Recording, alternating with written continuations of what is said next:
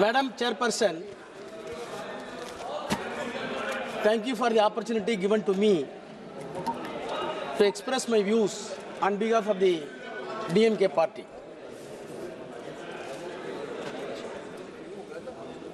I have received the courageous speech of Honorable Minister with rapt attention, and I wondered where he got such a courage to explore the entire cock and bull stories in the Parliament. Sir, Madam, I dare to say the Honorable Minister, please go through your speeches tomorrow by text. Compile the text and do tally with the JPC report and the documents submitted with the JPC. If it tallies, I will resign from this house. You recall your memory. When you introduced this bill, you said what prompted to introduce this bill. One of the classical examples that has been given by you, the reason for this bill to be violated when you introduced in Tamil Nadu, in Tiruchirappalli district, entire village running thousands of acres were described as Waqf property. JPC came into Tamil Nadu. The district collector came to depose evidence, and the secretary of the revenue department came to the evidence. CEO of the Waqf came to evidence. All three officers came to JPC. The chairman is sitting here. Deposed the evidence. The cock and bull story that has been built by you and expressed by you has been demolished. In spite of the cock and bull story, no interference. No interference. Having said the cock and bull story, now we are coming at new cock and bull stories to say the Parliament was given to Waqf board. Yeah. Sir, Madam, the irony is that the minorities' rights are going to be protected by way of this bill, where the party is having no members of Parliament Muslim community. There is no Muslim MP to introduce and pilot the bill and support the cause of the bill. They are not able to produce a single member of Parliament, and they are giving moral advice to us how the secularism can be protected. Madam Chairperson, today it is a remarkable day for the Indian Parliament to design our destiny, whether the country is going to travel, whether this secular country is going to travel in the path which was well beaten by the forefathers of the freedom fighters on the Constitution, or a negative path as decided by the communal forces in the country. Yes.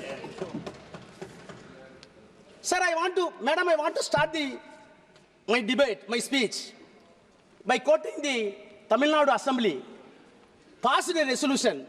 The resolution was moved none other than the Chief Minister of Tamil Nadu, Mr. M.K. Stalin. The resolution unanimously passed.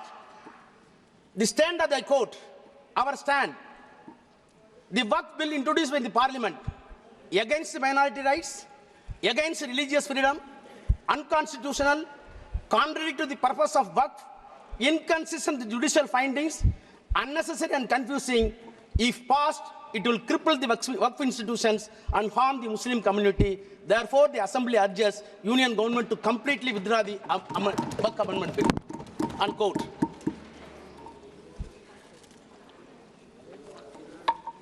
Madam Chairperson,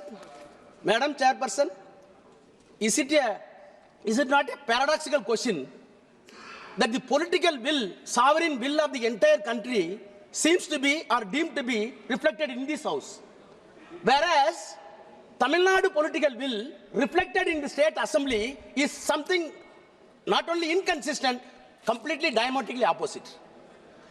This difference and diametrically opposite component is not going to be accepted by you, then there will be a question for integrity of this country. Please note it. Madam Chairperson, I want to take back the House in the year 1949, soon after the independence, when the constitution was made, the constitution making process was on. Of course, you will be happy that your own favorite leader, the Iron Man of this country, Sardar Vallabhbhai Patel, favorite leader of the government, they are celebrating with false claims. However, I want to put forth my views from the mouth of Sardar Vallabhbhai Patel, who was the chairman of the advisory committees for minorities in the Constitutional Assembly. He was the chairman. Who are all the members? President of India and President of the Assembly, Rajendra Prasad, Pandit Jawaharlal Nehru, later Prime Minister, Dr. Ambedkar, and Dr. Munshi. Headed by Sardar Vallabhbhai Patel, the committee took a decision and a report was placed before the Constitutional Assembly. The Constitutional Assembly report was placed on 25th May 1949. He himself says, I quote, a committee of 5 persons was appointed by the advisory committee in which our revered president was also one of the members. Pandit Jawaharlal Nehru, myself, Mr. Munshi and Dr. Ambedkar were the members of the committee. The committee met and made its report in February. Unquote. Finally, he placed the report and moved in the Constituent Assembly. What was his prayer when he was moving? I quote again. If they, that is Muslims, I quote, if they really have come honestly to the conclusion that in the changed conditions of this country, it is in the interest of the all to lay down real and genuine foundation of a secular state, then nothing is better for minorities than to trust the good sense and sense of the fairness of the majority and to place confidence in them. First part, unquote. Second part is very important. Again I quote, so also it is for us to happen to be the majority to think about what the minorities feel and how they are treated. But in the long run, it would be in the interest of the all forget that there is anything like majority and minority, this country and that India, there is only one community. With these considerations, sir, I beg to move that report may be adopted, unquote. This is the voice of Sardar Vallabhbhai Patel in the Constitutional Assembly. You are celebrating See, now the problem is we want to harvest the legacy of the Sardar Patel. Those who wanted the legacy of the Sardar Patel in the constitutional terms are opposing the bill. Those who wanted to erect the statue of Vallabhbhai Patel and erase the concept of Vallabhbhai Patel wanted to support this bill. That is the problem. Sir, if I am permitted to go to the genesis of the Waqf, which was originally enacted in the year 1954. After that, the Act was amended frequently 59, 64, 69. Thereafter, comprehensive amendments were made in the year 1984. My sincere question to the Treasury benches and the Honorable Minister. Right from the 1984, whenever amendments were brought in this House, there was a basis. There were deliberations. There were consultations with stakeholders, which was appointed by either by the Parliament or by the President of India or the Prime Minister of India. 1984 amendment came into existence on the basis of the report submitted by the Waqf Inquiry Committee appointed by the Government of India in the 1970 by the Parliament. So a committee was formed in the year 1970. The report was placed. After 14 years, the amendments were made. I surprised when I went through the document in 1970. What a beautiful and sensible deliberation took place in 1970. In spite of that, the protests were made against 1970. Late, it came in 1984. Madam, if at all so many recommendations were made in 1970, in 1984, the Parliament was enabled to take 2 amendments. One is for limitation, which was extended to 30 years for the Waqf properties. The second one is the act applicable to the Waqf properties. No other provisions were implemented. Not because of the protest of the Hindus, the protest by the Muslims themselves. It was fairly accepted by the Nehru government. After that, 1995 Act came into existence. I am an antibiotic, so that I have to take. See, what I wanted to impress upon the minister and the House, whenever the amendment came into existence, on the reasonable basis, on the institutional outcome, the amendments were done. Take 1995. 1995, how the Act came into existence? Sorry.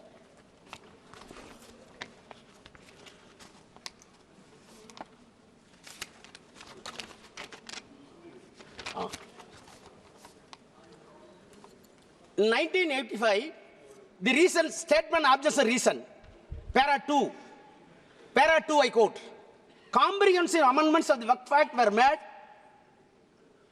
in the year 1984, which were based largely on the recommendation of the Waqf Inquiry Committee set up in December 70 to inquire the administration of Waqf all levels and response to a demand made by the Parliament members during the discussion of Waqf bill. Only 2 amendments.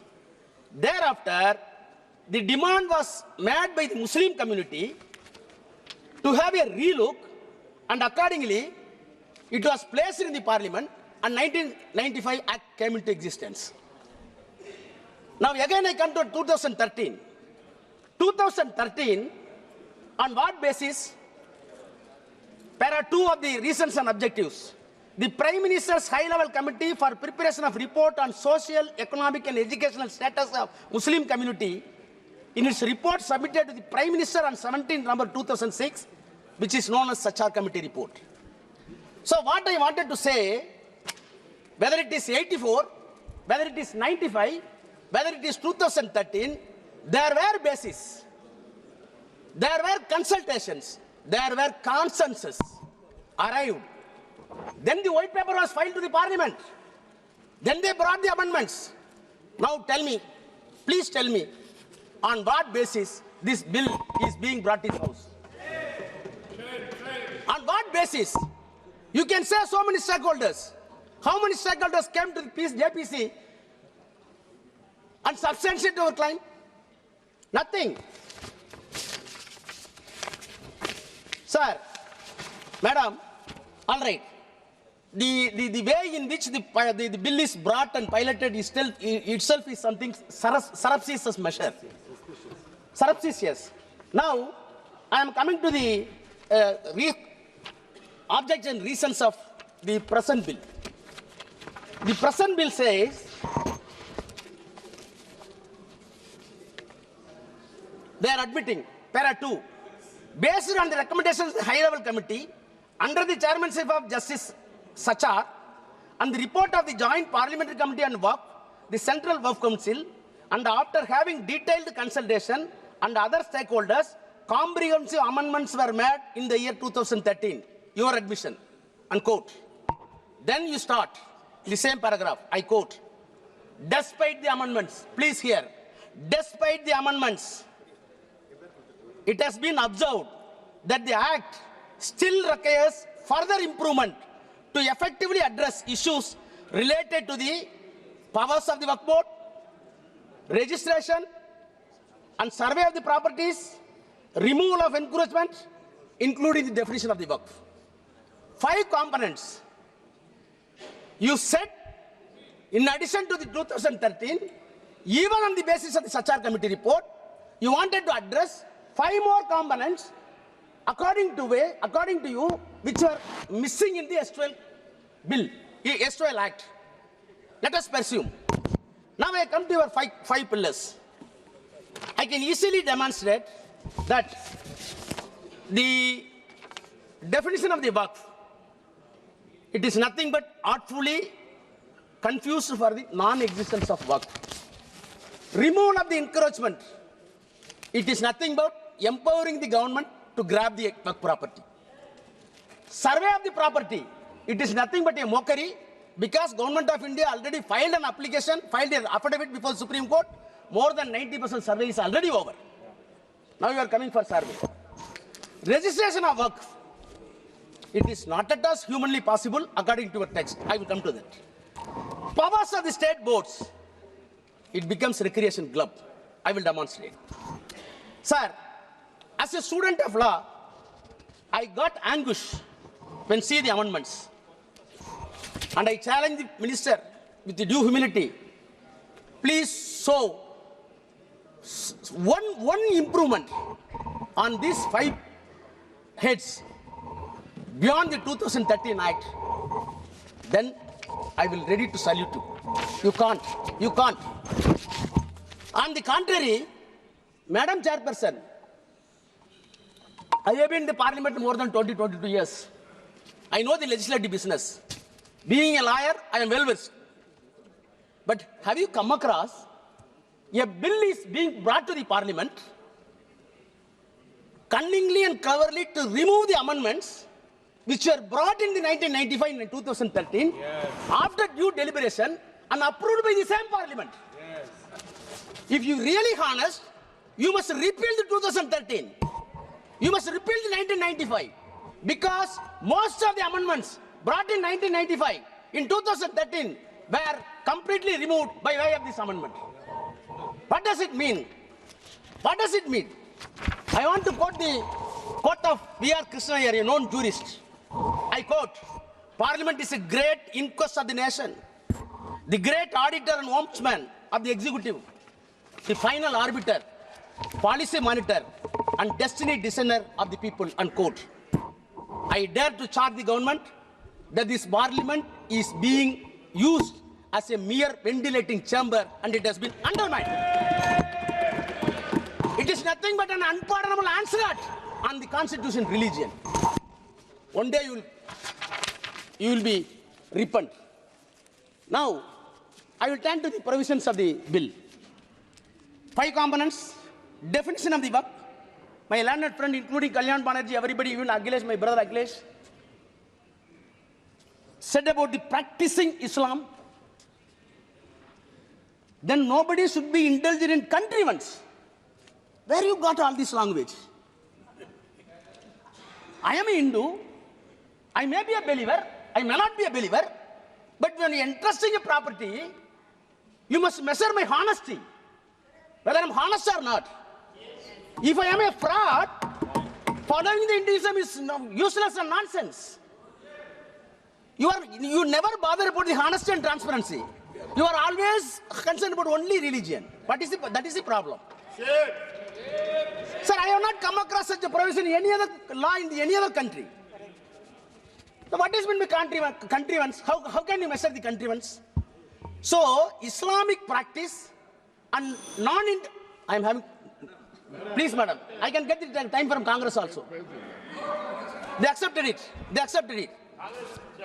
I am coming only definition. Then we could not speak in the Parliament. See, the definition of the Waqf itself, the attempt that has been made by the government, according to you are saying that not intended in contrivance, your entire attempt, I want to say, it is nothing but a diabolical contrivance. Diabolical contrivance. Then you add new sentences. What are the sentences? Section 3, 3A. What is happening in this country? Have you come across the Transfer of Property Act? Section 3A says only the real and original owner can donate the property to the Waqf. What is this? Only owner can transfer. If a non-owner transferring the property is not alienated, it is invalid. It is invalid. I can spend my own money. If I am taking money from my brother, it is a stealthy. Why you are breaking such act? I am not able to understand. Then 3B. See. No.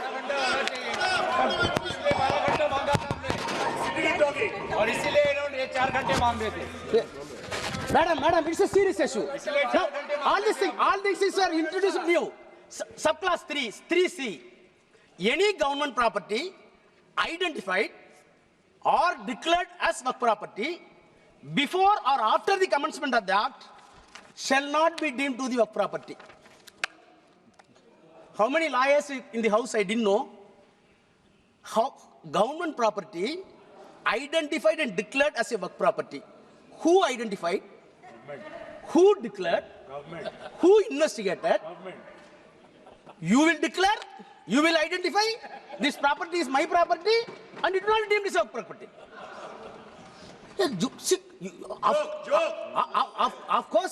Of course, all constitutional bodies having discretion. Justice Patanjali in 1960 said, yes, we are having judicial discretion, but judicial discretion should not be a caveman discretion. Your discretion here is caveman discretion. So, in the name of the improvement, the government attempts to defeat the concept of Waqf, and you want to snatching the entire Waqf property in the name of the act to the government.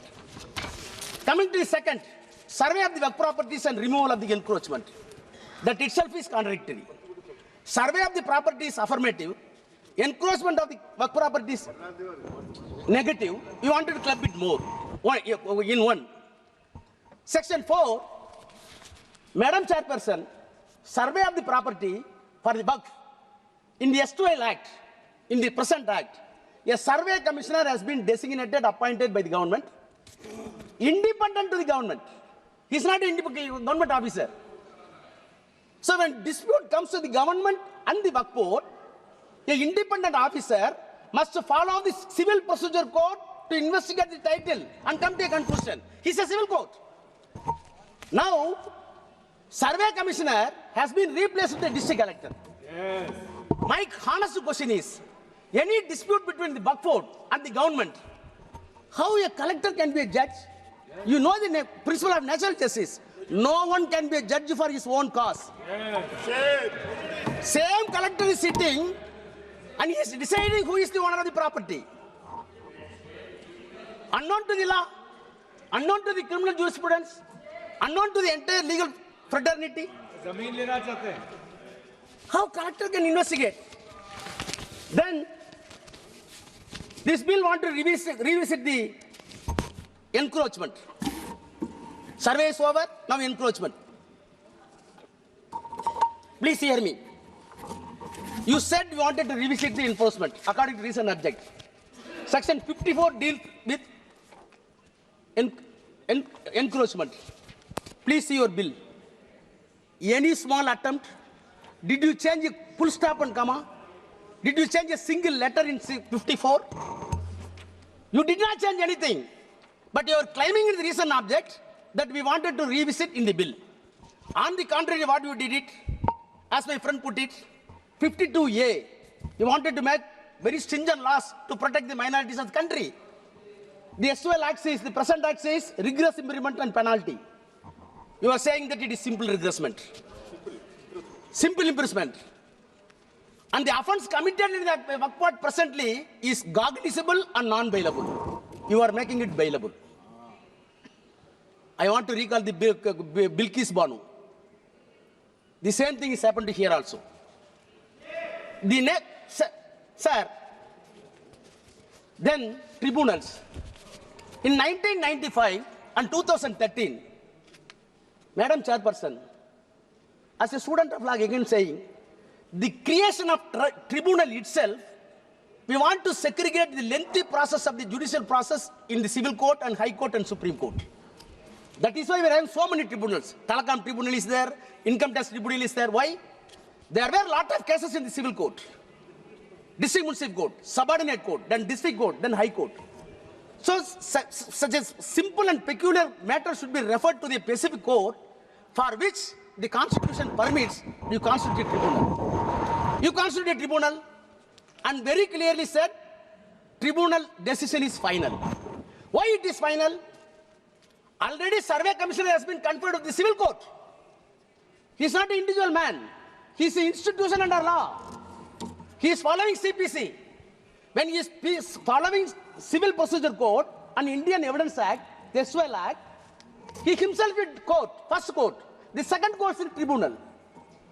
Third court, it is permitted in the law, on suo motu or on application, it can go to High Court. Where is your problem? Where is your problem? But you wanted to say, tribunal is not final, we will decide. What type of jurisprudence we are having? Then come to the registration. Madam, registration. 36-1. Earlier, 5 minutes.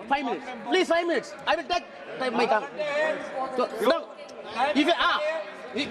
Yes, minister is having questions. Registration. Okay, tell. Registration. Come to the registration. Come to the registration. Earlier, the Waqf property can be declared by virtue of section 36(1) as Waqf property after the due process. What are the process? In the act itself says. Now, you want to bring 7A. What 7A says?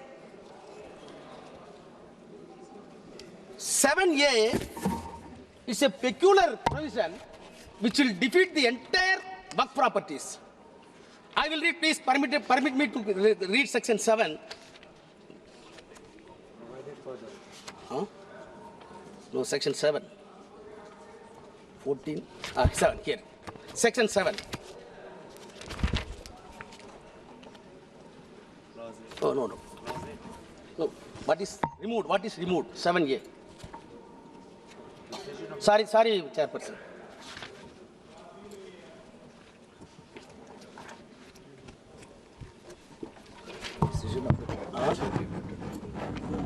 No. 7A, now, new provision. It shall not be registered, the property shall not be registered unless the dispute is decided by competent court. The power has been entrusted to the collector. Collector will hear the matter for registration. During the registration, any dispute is found, then the final decision will not be taken. It will be decided by the court. Which court? Up to Supreme Court. Thereafter, section 10, no suit, no appeal will lie upon that. What does it mean? You wanted to say this property is not Waqf property, go for the dispute, it will go to Supreme Court, it will take 30 years, till then this property will be deemed as government property. What does it mean? It will be deemed as a government property. What does it mean? Then come to the register. Register also completely impossible in way it was dropped. Madam Chairperson, the constitution of boards, all members have spoken about. I do not take much time. Why you are injecting non-Muslims? HRNC Act are there in each and every act. Hindu Religious Endowment Board Act are there in all states including Tamil Nadu. What happened in Tamil Nadu? In one temple, so many acres of lands were available under HRNC. Out of the income, HRNC board decided to run a arts college. Arts college. Recruitments were my professors. On merit, one Muslim came. Immediately, RSS and Hindu Munnetra gave a categorical statement. It is our property. Why you are accommodating a Muslim professor?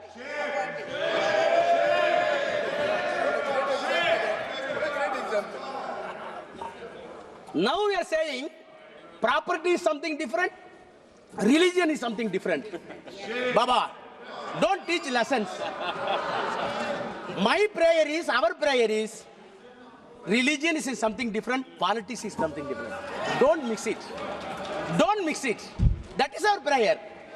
If you want to save this country with integration under this secular fabric, please segregate the politics and the religion. Now I come to... No, I'm concluding. Section 40. Section 40 very important. Section 40, madam, any property of the Waqf property converted into trust or converted into society's act, none other than else, by the statutory bodies of the concerned state is a Waqf property. If it is found by the board, then the board can initiate inquiry according to this act by way of survey and by way of the deciding title, and ultimately it comes to a conclusion it is Waqf property. If it is not there, you leave it. Why you are removing this provision? What is the reason given to this? It was not at all deliberated in the JPC. Madam Chairperson, Madam, I am closing. Madam, 2 minutes, I am closing. Madam Chairperson, lastly, 108A, overriding power, that is a safeguard. Whatever be the special act, take it PCR Act, Prevention of Corruption, Civil Rights, take it SC/ST, take it dowry prohibition. Whatever be the special legislation meant either by the Assembly or by the Parliament, such a overriding power must be there to protect the interests of the particular community. Yes, yes. You are removing that. At last, soon after the independence, 1 minute, I am closing it. Soon after the independence, the Prime Minister of India, soon after the independence, please, Mani sir. One sentence I read close. Soon after the independence, Prime Minister of India used to write all the chief ministers of India, all the states. I am quoting the official record. Letter to the chief ministers by the Prime Minister. I quote, I have a great deal of evidence to show an organization which is in the nature of a private army and which is definitely proceeding the strictest Nazi lines, even following the technique of organization. The Nazi party brought Germany to ruin, and I have little doubt if these tendencies are allowed to spread and increase in India, they would do enormous injuries to India. No doubt, India would survive, but she would be grievously wounded and would take long time to recover, unquote. Who said it? Pandit Jawaharlal Nehru. What is the organization? RSS. I want this government. Don't go along with RSS. Come to conclusion.